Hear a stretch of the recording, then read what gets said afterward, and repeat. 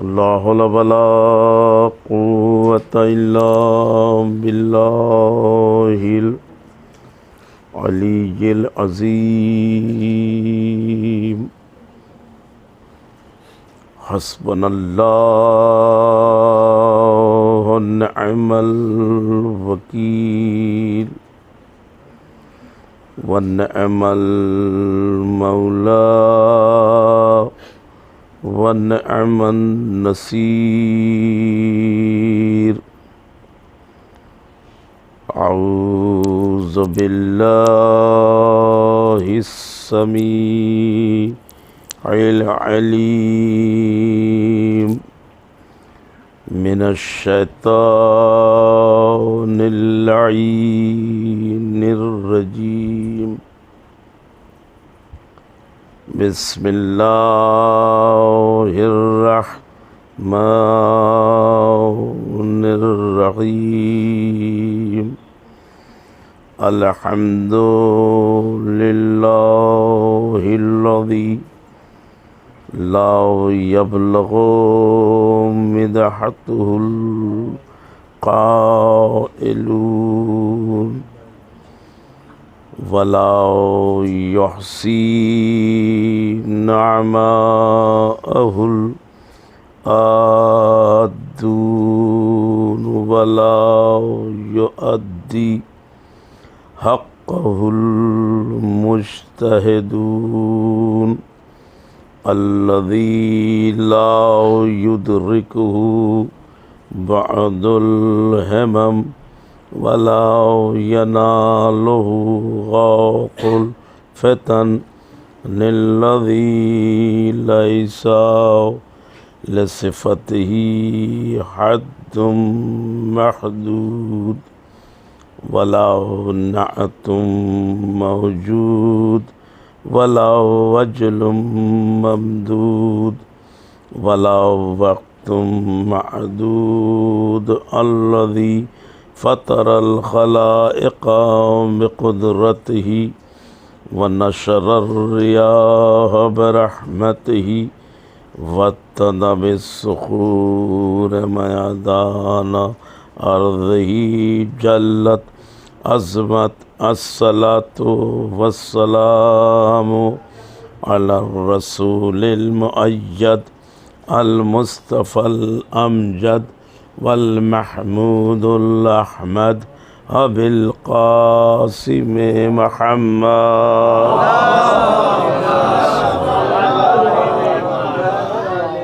وعلى آله الطيبين الطاهرين المعصومين المظلومين ولعنة الله على أعدائهم أجمعين من الآن إلى قيام يوم الدين.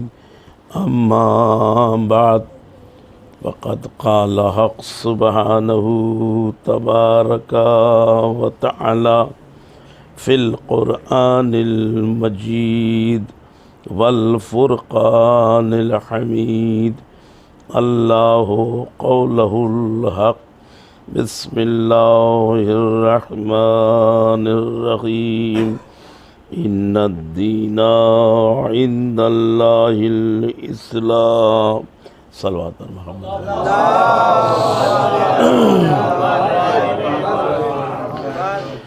عزیزان گرامی قدر و معزز سامعین کرام و جملہ ماتمداران و عزاداران، یہ مجلس شب شہادت سرکار حضرت امام جعفر صادق علیہ الصلوۃ والسلام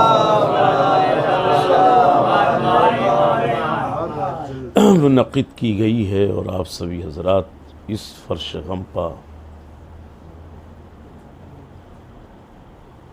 پرسہ پیش کرنے کے لیے، تعزیت پیش کرنے کے لیے تشریف لائے. میں نے قرآن کریم کی انتہائی مشہور و معروف آیہ کریمہ اور آیہ مبارکہ کی تلاوت کا شرف آپ حضرات کے سامنے حاصل کیا.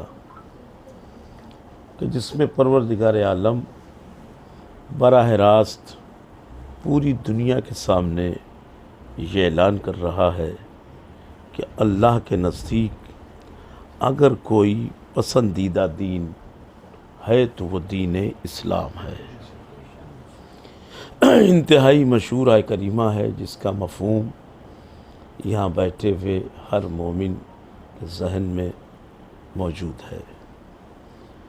میں تمہیدات کی تمام مرحلوں سے منزہ اور مبرہ ہوتے ہوئے، اس لیے کہ آپ حضرات بڑی دیر سے یہاں تشریف فرما ہیں، براہ راست گفتگو کرنے کی کوشش کروں گا، اور یہ تمہید کی یوں بھی یہاں ضرورت نہیں ہے، اس لیے کہ جہاں مجمع بافہم اور باشعور ہو اور جہاں اہل معرفت ہو وہاں تمہید کی کوئی ضرورت نہیں ہوتی۔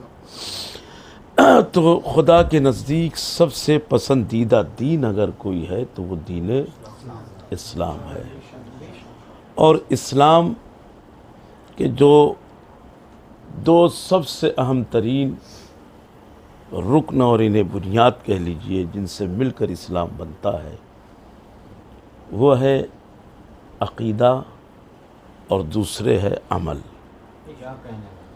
جب عقیدہ اور عمل دونوں کی ترکیب ہوتی ہے تب دین جا کے وجود میں آتا ہے۔ توجہ فرمائیے گا، دین عقیدہ اور عمل کا نام ہے، مگر عقیدہ اور عمل دونوں میں ایک بنیادی فرق ہے۔ توجہ فرمائیے گا، عمل میں آپ کو دوسرے سے اکتساب فیض کرنے کی اجازت ہے، عقیدے میں آپ کو اکتساب فیض کرنے کی اجازت نہیں ہے۔ عقیدہ عقلی دلائل پر منحصر ہوتا ہے۔ توجہ فرمائیے گا، عقیدے کا تعلق باطن سے ہے، عمل کا تعلق ظاہر سے ہے۔ ایک صلوات پڑھیں محمد والے میں۔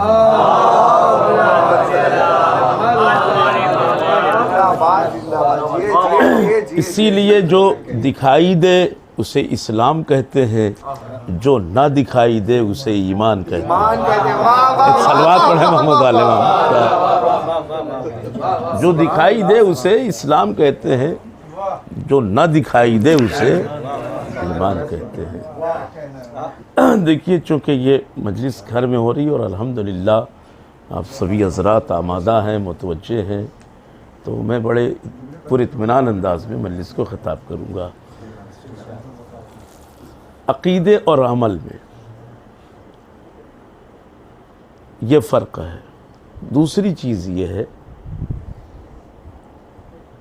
عقیدے کو اصول دین کہا جاتا ہے، عمل کو فروع دین کہا جاتا ہے۔ بڑی ابتدائی بات ہے یہ، کوئی میں بہت بڑی بات اور نئی بات نہیں پڑھ رہا ہوں، آپ سبھی حضرات جانتے ہیں، مگر چونکہ ان لفظوں کا میں محتاج ہوں اپنے مضمون کو آگے بیان کرنے کے لیے، اس لیے نقل کر رہا ہوں کہ عمل کا تعلق فروع دین سے ہے، عقیدے کا تعلق اصول دین سے ہے۔ اصول اصل کی جمع کا نام ہے، فروع فرع کی جمع کا نام ہے۔ یاد رکھیے فرع ہمیشہ اصل سے ہوتی ہے، اصل فرع سے نہیں ہوتی۔ ایک صلوات پڑھیں محمد والے محمد با۔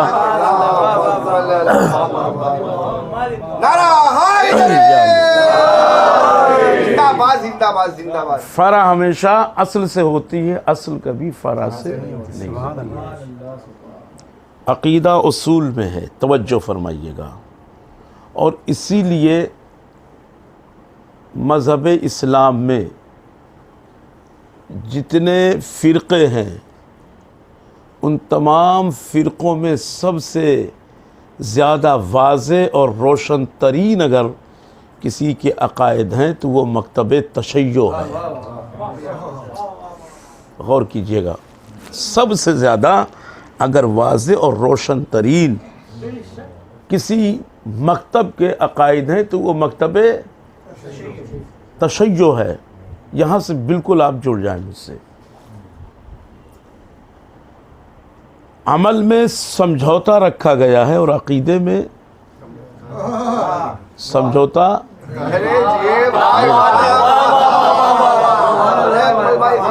عمل میں کمپرومائز ہے، عقیدے میں سمجھوتا اور کمپرومائز نہیں ہے۔ یعنی حتیٰ کہ اسلام نے اتنی رعایت رکھی ہے، اتنی رعایت کی ہے کہ اگر باپ اور بیٹے دونوں کا عقیدہ مختلف ہو تو وہاں پر باپ کی اطاعت بیٹے پہ ساقط ہو جاتی ہے۔ اس سے بڑا جملہ میں نہیں کر سکتا۔ صلوات پڑھے محمد والے محمد پر۔ اگر مختلف ہو تو، اگر وہاں پر عقیدے میں اختلاف ہو تو بیٹے پر باپ کی اطاعت ساقط ہو جاتی ہے۔ اسلام میں عقیدے میں باپ بیٹوں میں بھی عقیدے کو لے کر سمجھوتا۔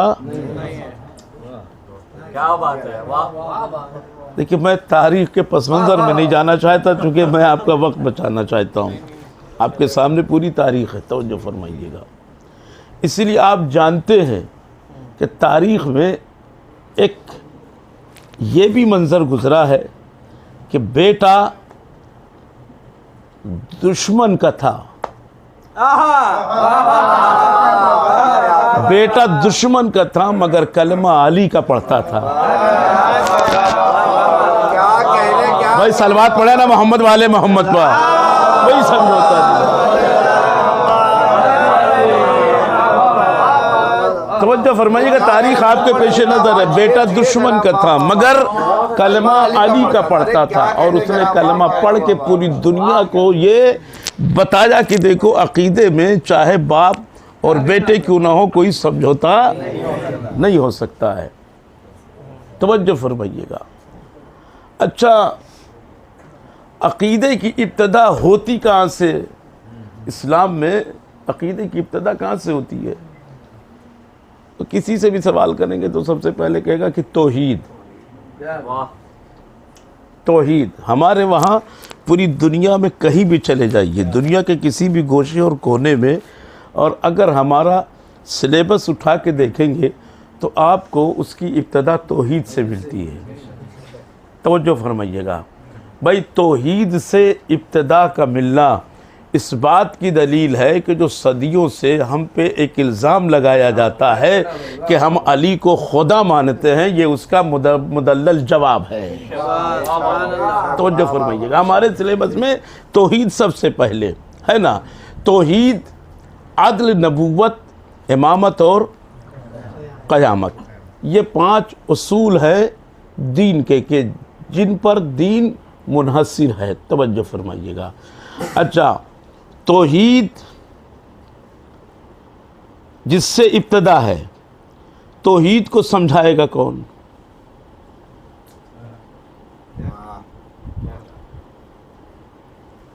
آل محمد کو درمیان سے ہٹا دیجئے، اس کے بعد دنیا میں کوئی بھی انسان ذرا توحید کو سمجھ کے اور سمجھا کے بتا دے۔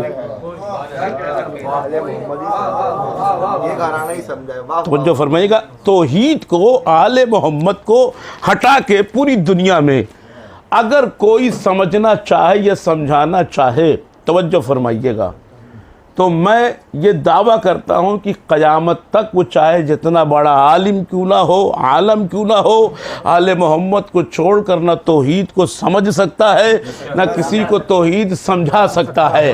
اور اگر، توجہ فرمائیے گا، اگر آل محمد کے بغیر توحید کا سمجھنا ممکن ہوتا تو مسلک اہل سنت کے 4 بڑے امام آل محمد کے در پہ آ کر علم کو حاصل نہ کرتے۔ ارے بھائی دیکھیں،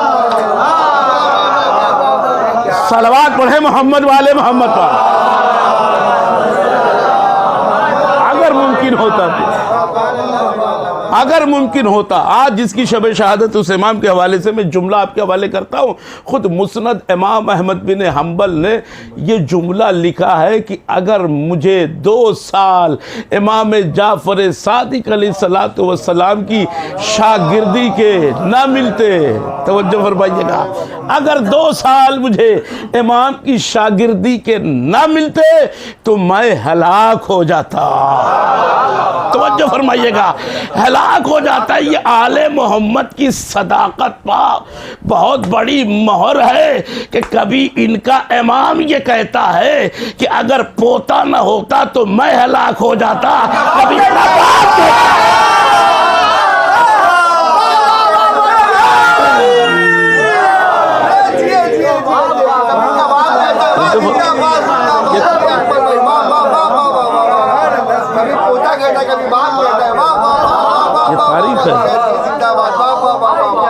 تو ہمارے وہاں توحید جتنی واضح ہے اتنی دنیا میں کسی بھی مسلک میں توحید واضح فانوس بھائی نہیں ہے۔ اب اس کے بعد مسئلہ عدل ہے، عدل کے مسئلے پر بھی آج تک لوگ تذبذب کے شکار ہیں، آج تک لوگ تذبذب کے شکار ہیں۔ میں اس لیے یہ باتیں پڑھ رہا ہوں کہ یہ ساری چیزیں جو ہے نا ریلیٹڈ ہیں چھٹے امام کے دور سے، توجہ فرمائیے گا، جو دنیا کو معلوم ہوئی۔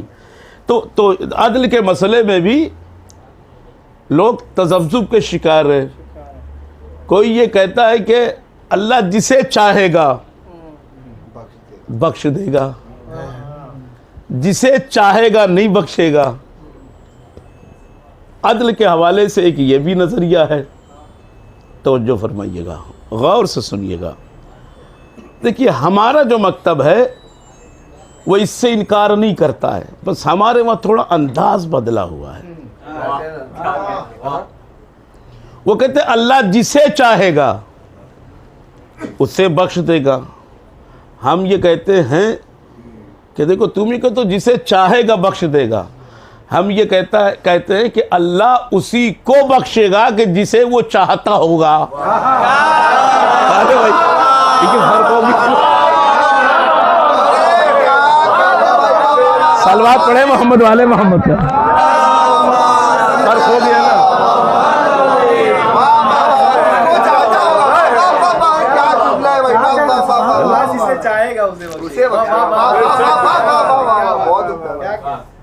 آج تک یہ مسئلے کو حل نہیں کر پائے، عدل کے مسئلے کو، ہے نا۔ اب اس کے بعد ہے مسئلہ نبوت، اس میں بھی یہ بیچارے 1400 سال سے الجھے ہوئے ہیں، ابھی تک یہ نہیں طے کر پائے کہ نبی 40 سال بعد نبی ہوئے یا 40 سال پہلے نبی تھے یا عالم انوار سے نبی تھے، ابھی تک یہ طے نہیں کر پائے، بیچارے اسی میں الجھے ہوئے ہیں۔ پھر کوئی مسئلہ کس بات میں الجھا ہوا ہے کہ نبی عالم الغیب ہوتا ہے یا نہیں ہوتا ہے، کوئی کہتا ہے کہ نبی صاحب اعجاز ہوتا ہے یا نہیں ہوتا ہے، کوئی بیچارہ اسی میں پریشان ہے کہ نبی پڑھا لکھا ہوتا ہے یا پڑھا لکھا نہیں ہوتا۔ ہم نے کہا بھائی جھگڑے کی کوئی ضرورت ہی نہیں، نہ کوئی جھگڑے کی بات ہے، جن کے وہاں خلیفہ پڑھا لکھا ہوتا ہے ان کے وہاں نبی بھی پڑھا لکھا ہوتا ہے۔ سلوات پڑھے نا محمد والے محمد پر، اور جن کے وہاں خلیفہ پڑھا لکھا نہیں ہوتا۔ توجہ فرما رہے، تو لوگ اسی میں الجھے ہوئے ہیں۔ اب اس کے بعد مسئلہ امامت جو سب سے اہم ترین مسئلہ ہے، جو آج کا میرا موضوع ہے۔ فانوس بھائی میں ایک سوال کر رہا ہوں آج اپنی اس مجمع سے کہ اللہ نے امامت کو فروع میں کیوں نہیں رکھا؟ ایک سوال ذہن میں میرے یہ پیدا ہوا، اطمینان سے سنے، بہت پوری اطمینان انداز میں پڑھوں گا کہ بھئی مسئلہ امامت کو اللہ فروع میں رکھ دیتا، اصول میں کیوں رکھا اس نے؟ کچھ تو بات ہوگی۔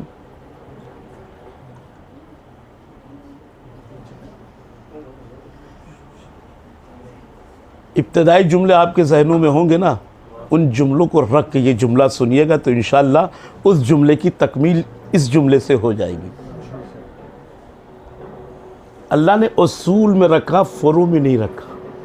اس کی وجہ کیا ہے کسی بھی مکان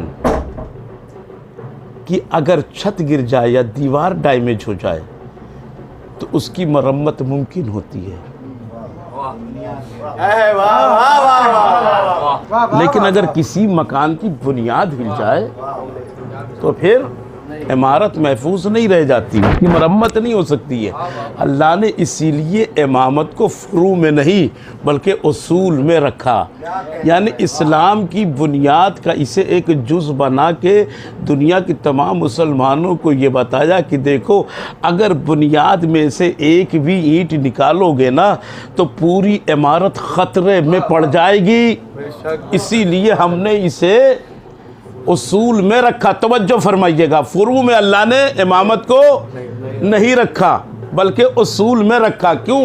کہ اس لیے کہ فروع کے تمام احکامات نازل ہونے کے بعد بھی، بہت ہی قیمتی جملہ آپ کی قیمتی سماعتوں کے حوالے کرنے جا رہا ہوں، آج کی تقریر کا حاصل تقریر جملہ ہوگا انشاءاللہ اگر آپ نے دامن سماعت میں اسے منظوری عطا کر دی۔ تمام فروعی احکامات کے نازل ہونے کے باوجود بھی اللہ نے مکے سے لے کر مدینے تک اپنے نبی سے یہ نہیں کہا کہ الیوم اکملت لکم دینکم،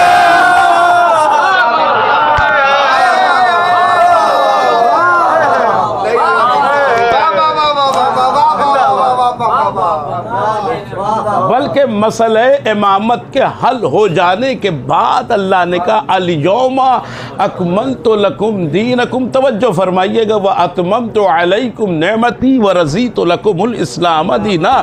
میرے نبی آج کے دن میں نے دین کو تمہارے لیے مکمل کیا، تمہارے لیے مکمل کیا۔ توجہ فرمائیے گا، الیوم اکملت لکم، میں نے دین کو آج کے دن تمہارے لیے مکمل کیا۔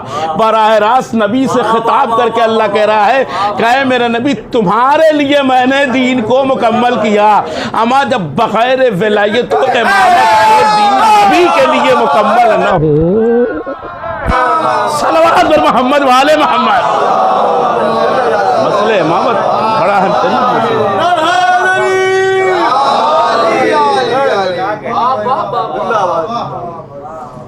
مسئلہ امامت بڑا اہم ترین مسئلہ ہے۔ اللہ نے کہا آج کے دن دین مکمل ہوا۔ اچھا بڑی بات ہے، اگر ذرا سا توجہ دے تو میں تھوڑی سی وضاحت کرنے کی کوشش کروں۔ رضیت لکم الاسلام دینا، میں آج تمہارے دین سے راضی ہوا ہوں۔ اب اگر میں سوال کروں کہ اس کا مطلب ہے کہ غدیر سے پہلے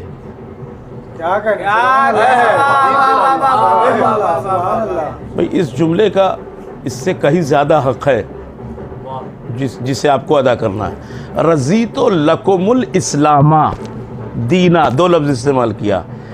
میرے نبی میں آج تمہارے دین اور تمہارے اسلام سے راضی ہوا ہوں، آج راضی ہوا ہوں تمہارے دین سے اور تمہارے اسلام سے۔ تو پھر غدیر سے پہلے اس کا مطلب کہ راضی نہیں، توجہ فرمائیے گا، غدیر سے پہلے اللہ راضی نہیں تھا۔ تو اب جن کے پاس غدیر سے پہلے والا اسلام ہے،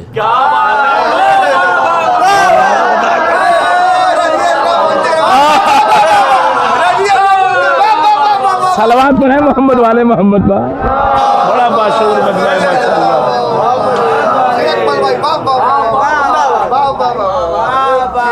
وہ آج تک رضی اللہ کی زنجیر میں جکڑے ہوئے بیچارے نہیں ہوئے، ہے نا۔ اور ہمیں تو اسلام اور دین غدیر سے ملا۔ توجہ، اب میں نے جو کہا تھا کہ میں اگر اجازت ہو تو وضاحت کروں۔ امامت اصول میں چوتھا نمبر کس کا ہے؟ امامت کا، ہے نا۔ تھوڑا سا توجہ شرط، نبوت، امامت، پھر قیامت، دیکھیے اسلام کے اصول کو ترتیب دینے والوں نے کیا ترتیب دی ہے؟ بھائی نبوت کے بعد قیامت رکھ دیتا، پھر امامت رکھ دیتا، مگر نبوت کے فوراً بعد امامت ہے، پھر قیامت ہے۔ فوراً بعد خدا کے لیے جا کے سنیے گا کہ نبوت کے فوراً بعد امامت ہے، پھر قیامت ہے۔ یعنی یہ بتایا جا رہا ہے کہ دیکھو امامت نبوت سے بلا فصل ہے۔ نہیں انداز بدلو، جو بلا فصل ہو وہی امامت ہے، جو بلا فصل ہو وہی امامت ہے، اور اگر فاصلہ ہو جائے تو پھر سمجھو قیامت ہی قیامت ہے۔ صلوات محمد والے محمد۔ اگر فاصلہ ہو جائے، اگر فاصلہ ہو گیا تو پھر قیامت ہی قیامت ہے۔ دیکھیے امامت کا جو مسئلہ ہے یہ کوئی ضمنی مسئلہ نہیں ہے، اس کو لوگوں نے ضمنی بنا دیا۔ عقیدہ اور عمل میں نے پہلی عرض کیا آپ کی خدمت، امامت ضمنی مسئلہ نہیں، یہ بنیادی مسئلہ ہے، یہ کبھی بھی ذہن میں رکھیے گا آپ۔ لوگ کہتے ہیں کہ صرف محمد مصطفیٰ صلی اللہ علیہ وآلہ وسلم، دیکھیں تمام نبیوں کی نبوت کا مقصد منحصر تھا ہمارے آخری نبی کی نبوت پر۔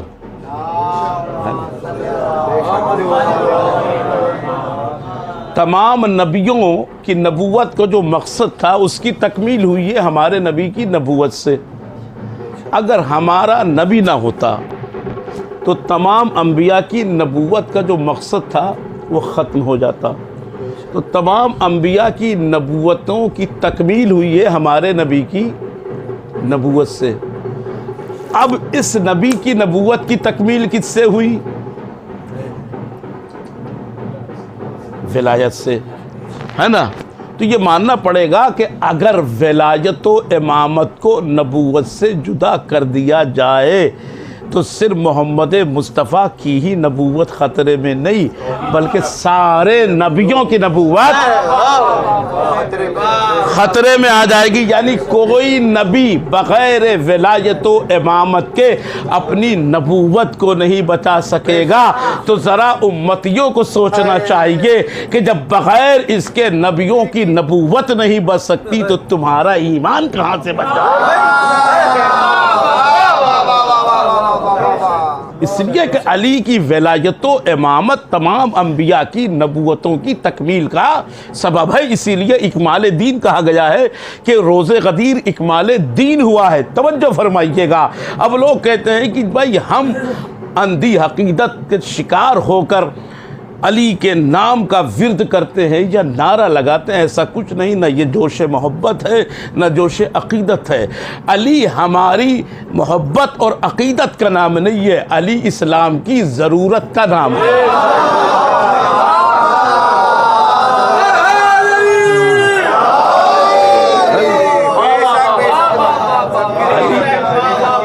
فرمائے گا علی ہماری محبت اور عقیدت کا نام نہیں ہے، علی اسلام کی ضرورت کا نام ہے۔ توجہ فرمائیے گا، یہ کوئی بھی علی کو توجہ فرمائیے گا، علی سے محبت کرنا کوئی آسان کام نہیں ہے۔ تو کہتے ہیں کہ ہم علی سے محبت کرتے چاہتے، قسم خدا کہ ہم علی سے جو محبت کرنے کا حق ہے دور دور تک ہم اس کے لائق نہیں ہے۔ غور فرمائیے گا، علی سے محبت کرنا کوئی آسان نہیں ہے۔ ہم یہ محبت میں بول ہی نہیں رہے، اس لیے کہ ابھی محبت کے اس معیار پہ ہم پہنچے ہی نہیں ہیں کہ جہاں یہ کہا جا سکے کہ یہ چاہنے والا یا یہ محب ہے۔ ابھی ہم اس معیار سے بہت نیچے ہیں، قسم خدا کے۔ علی کی محبت کا دعویٰ کرنے کا حق یا تو سلمان کو تھا یا ابو ذر کو تھا یا مقداد کو تھا یا قنبر کو تھا، ہمیں کوئی حق نہیں ہے۔ تو جب ہم وہاں تک پہنچے ہی نہیں تو ہم جوش محبت میں بولیں گے کہاں سے؟ جوش عقیدت میں بولیں گے کہاں سے؟ توجہ فرمائیے گا. ارے اگر ہمارے اوپر ایک اعتراض ہو جائے یا تھوڑی سی بندش ہو جائے تو بولنے سے ہماری زبان کترانے لگتی ہے اور لڑکھڑانے لگتی ہے، مگر جو علی سے واقعی محبت کرتا ہے وہ دار و رسم پہ جا کے بھی علی یہ محبت ہے. بھائی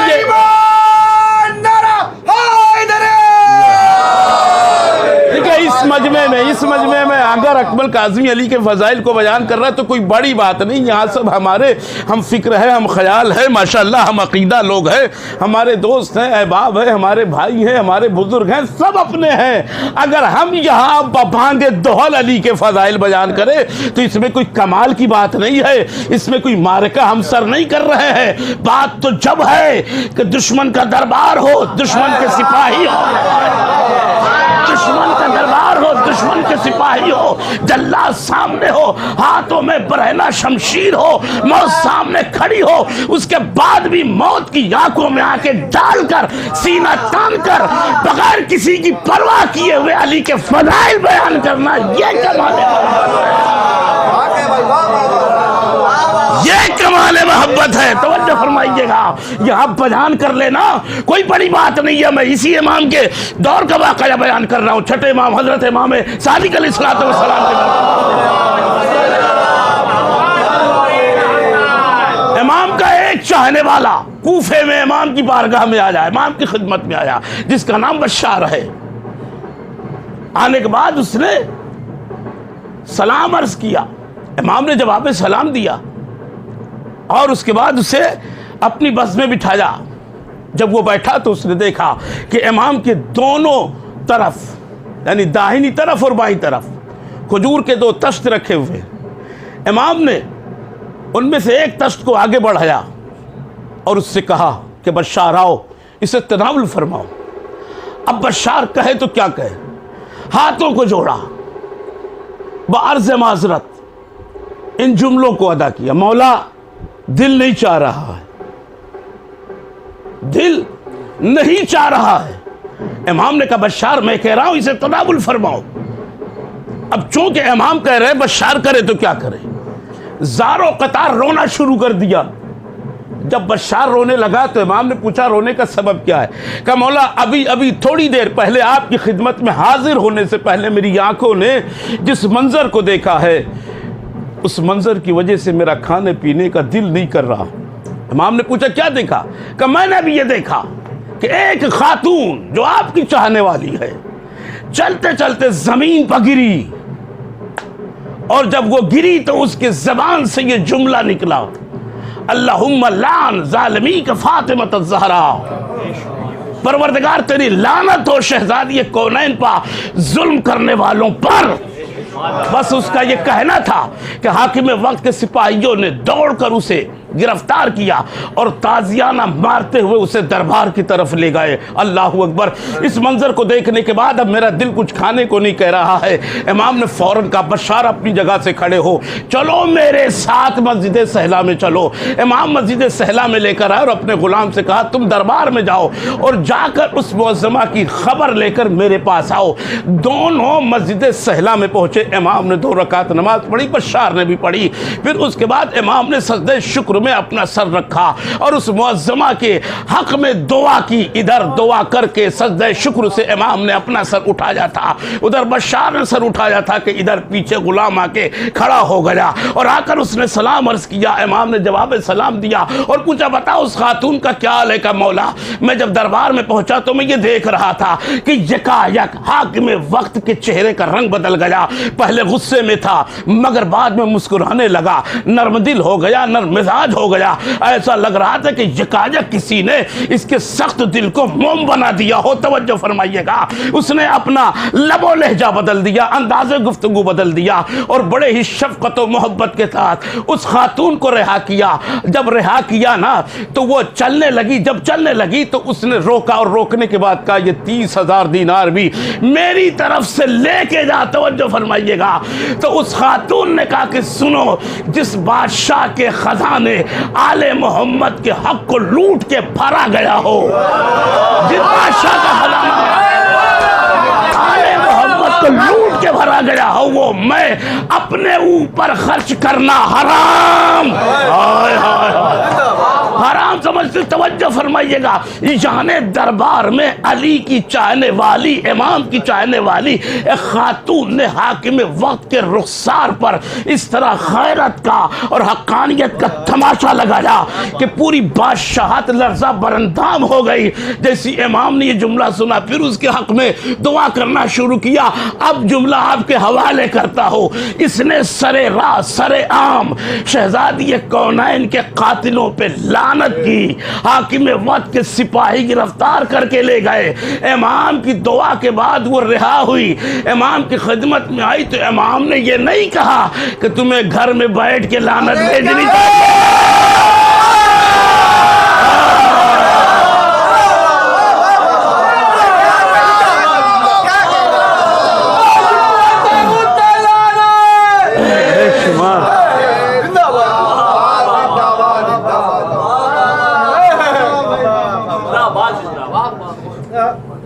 امام نے یہ نہیں کہا کہ تمہیں گھر میں بیٹھ کے لعنت بھیجنی چاہیے، آئندہ مت بھیجنا۔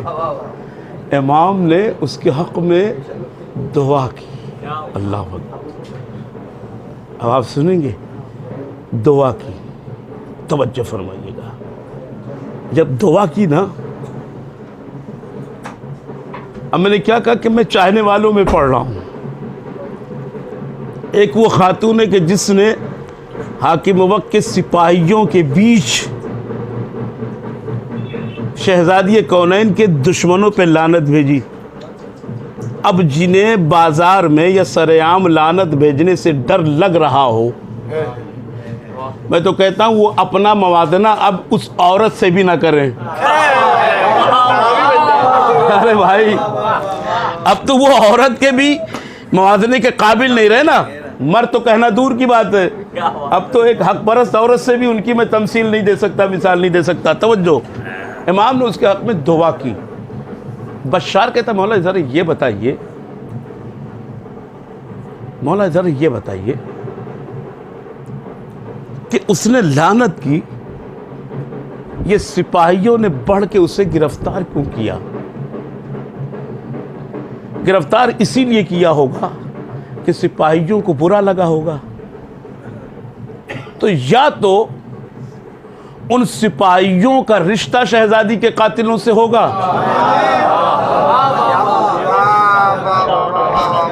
یا پھر حاکم وقت کا رشتہ شہزادی کے قاتلوں سے ہوگا۔ امام نے کہا بے شک رشتہ ہے، اسی لیے تو برا لگا۔ پتا چلا کہ اگر دشمنان آل محمد پر لعنت،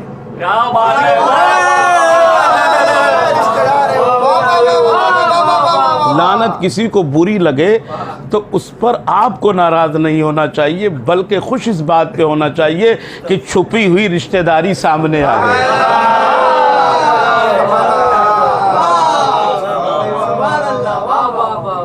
غور فرمائیے گا، یہ میں کتاب کا ریفرنس بھی دے سکتا ہوں، حوالہ بھی دے سکتا ہوں۔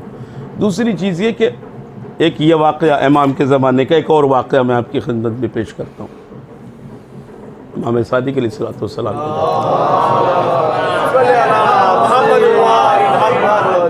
کہ یہ سب جو یہاں بیٹھے ہوئے ہیں، یہ سب ایک مرکز سے جڑے ہوئے لوگ ہیں، ہے نا۔ ہمارا جو منبع ہے وہ آل محمد ہے، سرچشمہ ایمان، سرچشمہ دین۔ ہمارے لیے کون ہے؟ اہل بیت کی ذات ہے، ہم وہیں سے جڑے ہوئے لوگ ہیں نا۔ ہماری زندگی اور موت دونوں کا مقصد کون ہے؟ اہل بیت علیہ الصلوۃ والسلام ہے نا۔ اب معصوم نے فرمایا کہ دیکھو ہماری دوستی اور ہماری دشمنی، غور سے سنیں، دست ادب جوڑ کر عرض کر رہا ہوں، ہماری دوستی اور ہماری دشمنی دونوں کا معیار ہماری ذات ہونی چاہیے۔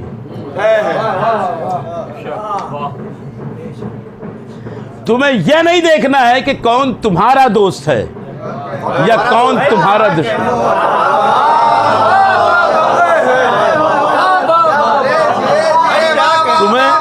تمہیں بس یہ دیکھنا ہے کہ کون ہمارا دوست ہے، تمہیں یہ نہیں دیکھنا ہے کہ کون تمہارا دشمن ہے، تمہیں بس یہ دیکھنا ہے کہ کون ہمارا دشمن ہے۔ دیکھو ہمارے دوست کو کبھی اذیت نہ پہنچانا، ہمارے دشمن کا کبھی سپورٹ نہ کرنا۔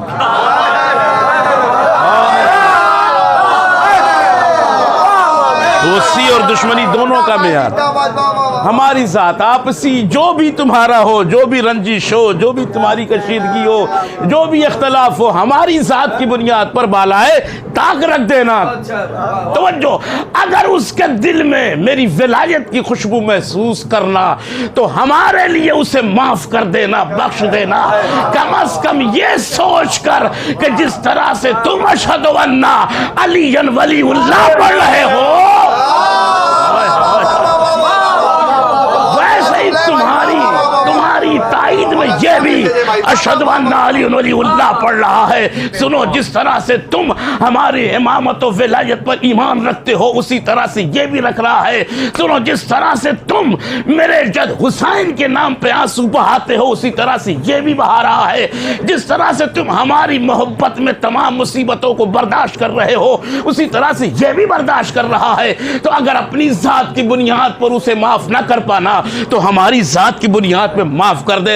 اور سنو، اگر چاہنا تو اس معاف کرنے کا جو صلہ ہے نا، جو اجر ہے نا، وہ روز محشر تم آ کے ہم سے لے لینا۔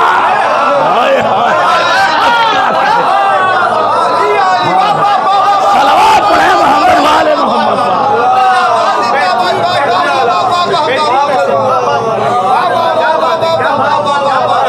ہم سے لے لینا، ہم ادا کر دیں گے، مگر معاف کر دینا۔ دیکھنا، آپس میں دست و گریباں نہ ہونا، آپس میں دست و گریباں نہ ہونا، آپس میں ایک دوسرے کی توہین نہ کرنا، تذلیل نہ کرنا، تحقیر نہ کرنا۔ توجہ فرمائیے گا، اگر میری ولایت اس کے دل میں ہے تو اس بنیاد پر اسے تمہیں معاف کرنا، اور اگر تم نے معاف نہ کیا تو پھر میری بارگاہ سے کوئی امید نہ رکھنا۔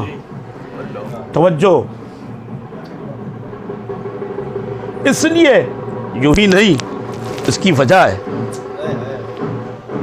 1400 سال کا سفر طے کر کے شیعت یہاں تک پہنچی، آسان نہیں ہے۔ اور سنیں، اس شیعت کے تحفظ کے لیے، اس کی بقا کے لیے نہ جانے کتنی جانیں قربان کی گئی ہیں، نہ جانے کتنے خون بہائے گئے ہیں۔ تو یہ عقائد ہم تک آج پہنچے، اور الحمدللہ 1400 سال بعد یہ آل محمد کی ولایت کے سبب دنیا میں فخر کے ساتھ سر کو بلند کر کے عزت و آبرو کی زندگی ہم جی رہے ہیں، اور ہمیں یہ کہنے میں کہیں شرم نہیں محسوس ہوتی کہ ہم علی کے چاہنے والے ہیں، ہم اہل بیت کے چاہنے والے ہیں۔ یہ کہنے میں ہمیں فخر ہوتا ہے، ہمیں شرمندگی نہیں ہوتی۔ لہذا معصوم نے فرمایا ہے، تمہارا فخر، تمہارا غرور، تمہارا گھمنڈ ہماری محبت ہے، اس پر غرور کرنا، اس پر گھمنڈ کرنا، اس پر تکبر کرنا، اپنے مال پہ تکبر نہ کرنا، اپنی دولت پہ تکبر نہ کرنا، اپنی شخصیت پہ تکبر نہ کرنا، اپنے مال و ثروت پہ تکبر نہ کرنا۔ توجہ فرمائیے گا، اور کبھی کبھی بھی یاد رکھنا، آپس میں چاہنے والوں میں کبھی تقابل نہ کرنا، کبھی برتری کا جذبہ پیدا نہ کرنا کہ میں اس سے بلند ہوں، میں اس سے بہتر ہوں، میں اس سے اعلیٰ ہوں، میں اس سے افضل ہوں۔ سن لو، تم چاہے جو بن جاؤ، تم چاہے جو بن جاؤ، مگر میری جوتیاں صاف کرنے والے ابو ذر کی نالین کی خاک کے برابر بھی نہیں ہو سکتے۔ صلوات محمد والے محمد، یہ فخر ہے۔ سبحان اللہ جی، بھائی واہ واہ واہ۔ لہذا اسے ویسا ویسا نہ سمجھنا، امام کی بارگاہ ہے. دو نوجوان، ایک نوجوان دوسرے کا ہاتھ پکڑ کے کھینچتا ہوا امام کی بارگاہ میں لایا، اس کو امام کے روبرو بٹھایا فانوس بھائی، بٹھا کے کہتا مولا آپ فیصلہ کریں. مولا نے کہا کیا فیصلہ؟ کہ یہ میرے باپ کا قاتل ہے. اچھا قاتل ہے. امام نے کہا اچھا اس کے دل میں میری محبت ہے؟ کہا مولا چاہنے والا ہے. فرزند رسول بتانے کی ضرورت کیا ہے، آپ کو تو سب خبر ہے. امام مسکرائے. کہا پھر شکوہ کیا ہے، شکایت کیوں ہے؟ کہا یہ قاتل ہے. امام نے فرمایا اچھا سنو، شریعت میں دو چیزیں ہیں قاتل کے لیے، ایک قصاص ہے، دوسرے دیت ہے. اگر ورثہ چاہے تو قصاص معاف کر کے اس کی جگہ دیت لے سکتے ہیں. اب سنیں گے آپ، قاتل ہے کسی کے باپ کا. کہ مولا مگر اس کی حیثیت دیت ادا کرنے کی نہیں ہے. امام نے کہا یہ دیت وہ نہیں بلکہ میں ادا کروں گا. توجہ فرمائیے گا، میں ادا کروں گا. کہ مولا اگر میں قصاص لینا چاہوں تو؟ امام نے فرمایا سن، کیا تجھے کبھی یہ یاد ہے کہ اس نے تجھ پہ کوئی احسان کیا ہو؟ غور سے سنیے گا نوجوانوں بزرگوں، مجھے آپ کی سماعتوں پر اپنے کلام سے زیادہ بھروسہ، اپنے لفظوں سے زیادہ بھروسہ.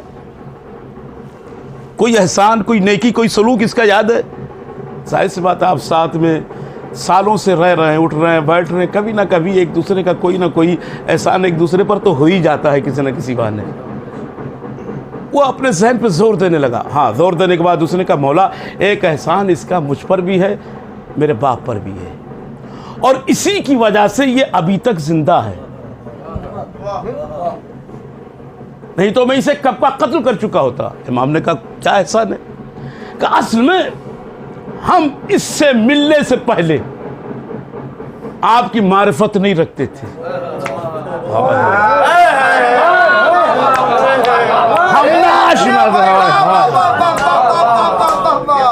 ہم آپ کی معرفت نہیں رکھتے تھے، ہم آپ کو جانتے نہیں تھے، ہم ناشنا تھے، ہمیں کچھ خبر نہیں تھی، ہمیں کچھ پتا نہیں تھا. ہم بھی وہی سمجھ رہے تھے جو دنیا سمجھ رہی تھی، ہم بھی وہی کہہ رہے تھے آپ کو جو دنیا کہہ رہی تھی. اب جملے سنیے گا. مگر جب اس سے ہماری ملاقات ہوئی تو اس نے بتایا کہ حق کیا ہے اور باطل کیا ہے، صحیح کیا ہے اور غلط کیا ہے، اصل میں جانشین رسول کون ہے، وارث رسول کون ہے، دین کس کے پاس ہے، دین کس کے پاس نہیں ہے. اس سے ملاقات ہونے کے بعد میں نے آپ کی امامت کو بھی جانا، آپ کی ولایت کو بھی جانا، آپ کے خاندان کے حق کو بھی جانا اور پہچانا. مولا آج جو میں علی ولی اللہ پڑھتا ہوں وہ اس کی بدولت پڑھتا ہوں.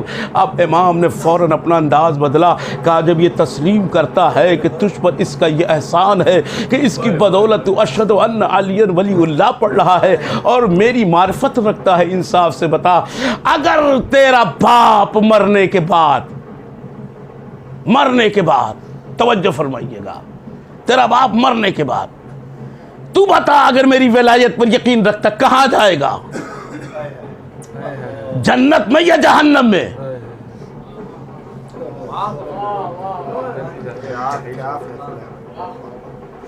سارے لوگ سنے کہا جنت میں.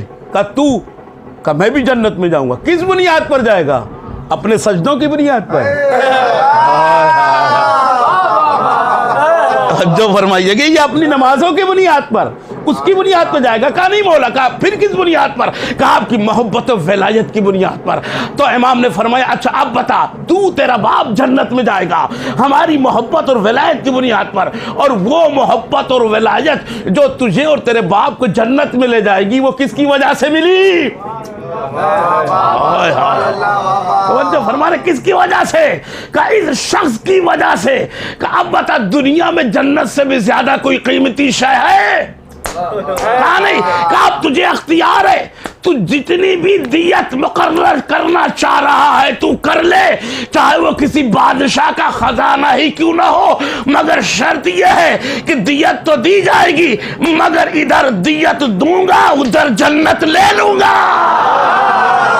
صلوات محمد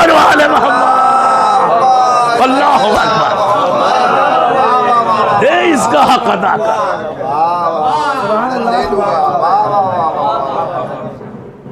اس کا حق ادا کر سکے گا؟ نہیں حق ادا کر سکے گا، اس لیے کہ وہ جنت اس کی بنیاد پر تجھے مل رہی ہے۔ کہا اچھا،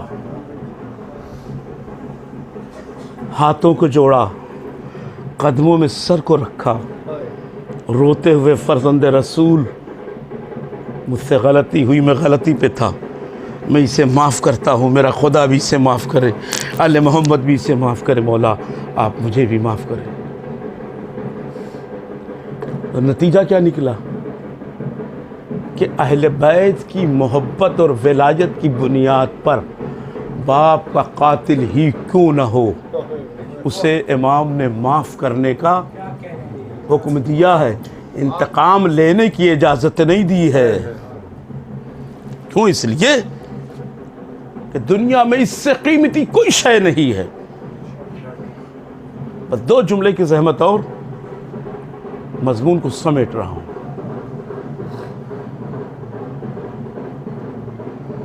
جس سے بھی اہل بیت کی معرفت مل جائے، جو بھی وہ ہمارے لیے لائق صد احترام ہے، ہمارے لیے لائق صد تعظیم ہے، اگر اس نے مجھے یا ہمیں ایک لفظ بھی آل محمد کے فضائل کا بتا دیا یا سکھا دیا، اللہ اکبر، تو وہ ہمارے لیے لائق صد احترام ہے۔ توجہ فرمائیے گا، اور آپ سمجھے کہ ہماری جتنی بھی عزت و آبرو ہے نا، وہ کسی اور وجہ سے نہیں ہے۔ اگر ہم اپنی حیثیت کو ذرا دیکھیں، اپنے گریبان میں جھانک کے دیکھیں، اپنے دامن کو دیکھیں، نہ جانے کتنے داغ لگے ہوئے ہیں، نہ جانے کتنے گناہوں کے دھبے ہمارے اوپر ہیں۔ ہم کیا، ہماری اوقات اور ہماری بساط کیا، ہماری حیثیت کیا ہے؟ توجہ، جو ہم اپنی ذات کی بنیاد پر کوئی فخر کر سکے؟ نہیں، جو کچھ ہے یہ صدقہ ہے آل محمد کی محبت کا۔ جو بھی شرف ملا ہے انہی کی وجہ سے ملا ہے۔ اور میں روایت پیش کرنے جا رہا ہوں، امام سے پوچھا گیا، چھٹے امام سے پوچھا گیا، صلوات پڑھیں محمد والے محمد پر، کہ بولا یہ بتائیے کہ اللہ نے لاکھوں کروڑوں ملائک پیدا کیے، ہے نا، لاکھوں اور کروڑوں بے شمار ملائک پیدا کیے، مگر ان میں سے سید الملائکہ جبرائیل کو کیوں بنایا؟ غور سے سنیے گا، کیوں بنایا؟ جبکہ جبرائیل سے بھی زیادہ طاقتور فرشتے ہیں، ایسا نہیں ہے، لیکن سید الملائکہ جبرائیل کو بنایا اللہ نے۔ یعنی بس میں ملائکہ کی مسند صدارت پر اگر متمکن کیا تو جبرائیل امین کو کیا۔ مولا کیوں؟ کہا اس کی دو وجہ ہے۔ اس نے کہا مولا کیا؟ کہا پہلی وجہ یہ ہے کہ تمام فرشتوں میں سب سے زیادہ جو اہل بیت کی معرفت رکھتا ہے وہ جبرائیل ہے۔ کتاب موجود ہے، میں حوالہ دے سکتا ہوں، توجہ فرمائیے گا۔ سب سے زیادہ تمام ملائکہ میں جو اہل بیت کی معرفت رکھتا ہے وہ جبرائیل ہے۔ دوسری وجہ یہ ہے کہ جبرائیل میرے جد علی مرتضیٰ کا شاگرد ہے۔ اب دیکھیں اسی جملے میں پوری تقریر کا مفہوم پوشیدہ تھا، مگر مجھے اب تشریح کرنی پڑ رہی ہے اس جملے کی۔ کیا فرمایا مولا نے؟ دوسری وجہ یہ ہے کہ جبرائیل میرے جد علی مرتضیٰ کا شاگرد تھا۔ اللہ کو یہ گوارا نہیں تھا کہ علی کے شاگرد پر کسی کو سردار مقرر کرے۔ ارے کہاں ہے بھائی؟ اللہ کو یہ گوارا نہیں کہ وہاں علی کے شاگرد پا کسی کو سردار بنایا جائے، اما جب وہاں اللہ کو یہ گوارا نہیں کہ کوئی علی کے شاگرد کا سردار بنے، تو یہاں اللہ کو یہ کیسے گوارا ہو جائے گا کہ کوئی علی کا حاکم بن جائے؟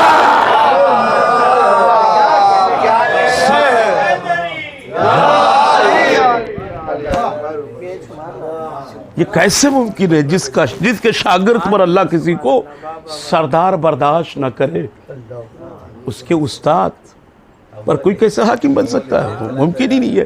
تو یہ شرف جو جبرائیل کو وہاں ملا ہوا ہے وہ اہل بیت کی معرفت کی وجہ سے نہیں۔ دوستو یقیناً ہماری جان قربان ہو جائیں در ولایت اور امامت پر. پورا سرمایہ شیعت اگر ہے تو وہ امامت کی بنیاد پر ہے. ہمارا فخر، ہماری شان، ہماری شوکت، ہمارا ایمان اگر ہے تو یہی ہے. دنیا میں آج اگر ہماری پہچان باقی ہے تو انہی کی وجہ سے باقی ہے. دنیا میں ہمیں جہاں جہاں بھی اگر مارا جا رہا ہے تو اسی لیے مارا جا رہا ہے. دوستو، کل ہمارے اماموں کو چین سے نہیں رہنے دیا گیا ہے، آج ان کے چاہنے والوں کو چین سے نہیں رہنے دیا جا رہا ہے. ایسے ایسے سخت ترین مظالم ہوئے ہیں کہ زمین تھرا گئی ہے، آسمان ہل گیا ہے. کیا یہ ہمارے لیے روز قیامت نہیں ہے، شب قیامت نہیں ہے کہ وہ امام جو پوری کائنات کے دل کی دھڑکن تھا، وہ امام کہ گردش لیل و نہار جس کے قبضے اختیار میں تھی، وہ امام جو صبح شام علم کی خیرات دنیا کو بانٹ رہا تھا، وہ امام جو خانہ زہرا کا روشن چراغ تھا. اللہ اکبر. ظالموں سے، دشمنوں سے دیکھا نہ گیا. روایت میں ملتا ہے منصور دوانقی ملعون، خدا لعنت کرے اس پر، اس خاندان پر، اس نے امام مظلوم کے لیے جو زہر آمادہ کیا وہ اتنا شدید ترین زہر تھا کہ اگر اس کا ایک قطرہ کسی پہاڑ پہ بھی ڈال دیا جاتا، پتھر پہ بھی ڈال دیا جاتا تو اندازہ لگائیں اتنا شدید ترین زہر امام کو دیا گیا. کیفیت یہ ہے، ساتویں امام موسی کاظم علیہ السلام فرماتے، میرا مولا کہتا میں نے دیکھا پوری رات میرا بابا بستر پہ کروٹیں بدل رہا ہے. ارے چہرے کا رنگ سبز ہو چکا تھا، پورے جسم کا رنگ سبز ہو چکا تھا. اللہ، پوری رات تڑپتے ہوئے بار بار میرے امام کی زبان مبارک سے جملہ نکل رہا تھا، ہائے میرا جد مظلوم حسین.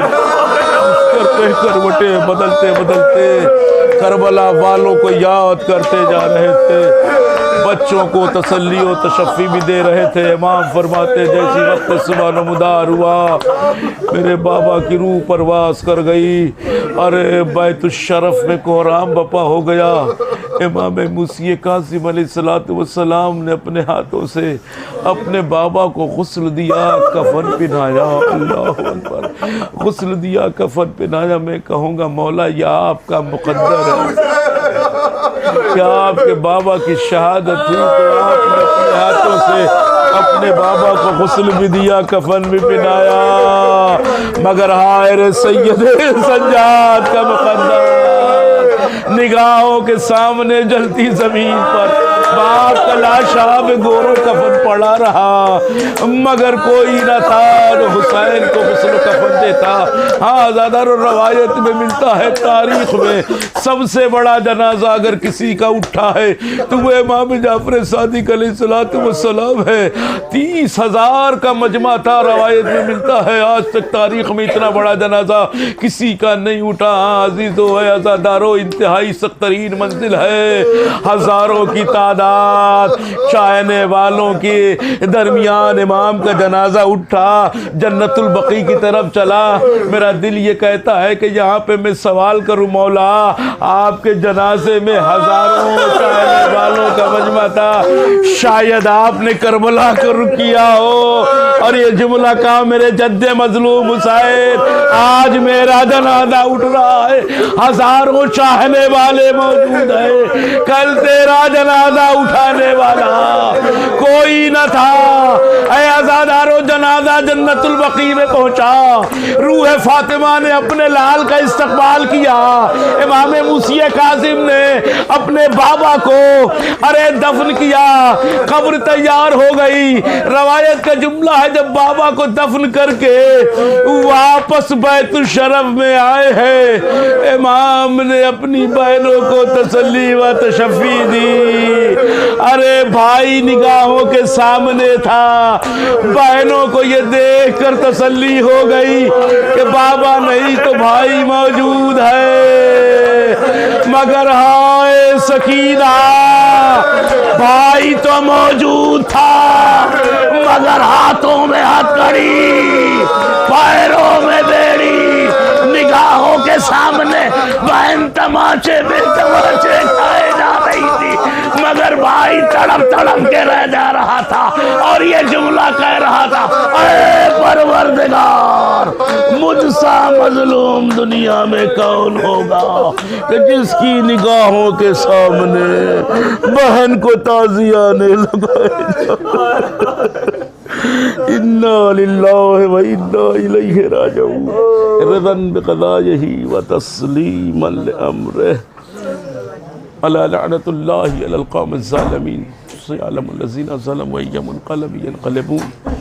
پروردگارہ ہماری اس مختصر مگر عظیم عبادت کو قبول فرما، بار الہ ہمارے آنسوؤں کو رومال جناب زہرا میں شرف قبولیت عطا فرما، بار الہ سامعین مجلس و شارکین مجلس و بانیان مجلس کی توفیقات میں اضافہ فرما، جو بیمار انہیں شفائی کامل و عاجل عطا فرما، ہمارے امام کو ہمارے اعمال و افعال سے راضی و خوشنود فرما، ان کے ظہور میں تعجیل فرما، ہم سب کو ان کے انصار و اعوان میں شمار فرما، ربنا تقبل منا وانک انت السمیع العلیم۔ السلام عليكم أئمة الهدى ورحمة الله وبركاته، أستودعكم الله وأقرأ عليكم السلام،